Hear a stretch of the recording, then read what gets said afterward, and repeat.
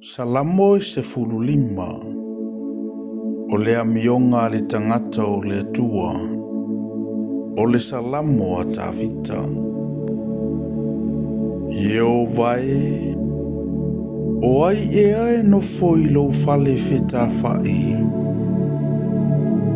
O ai e ae mau i lo maunga pa ia. O le savali ma le amio sao. Ma ua fai le amio tonu.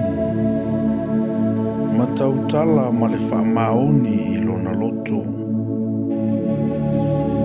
O le ua le tua i fua i lona laulau whaiva.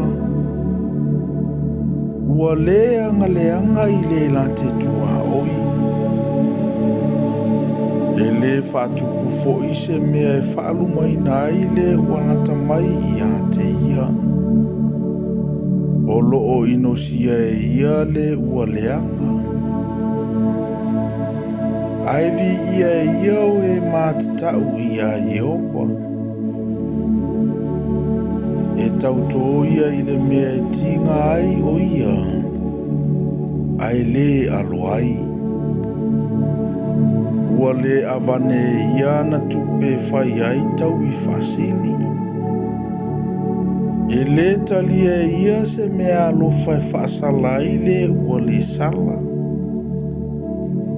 O le ua faia ia mea. E le whaangai e tia lava ia e whavavau.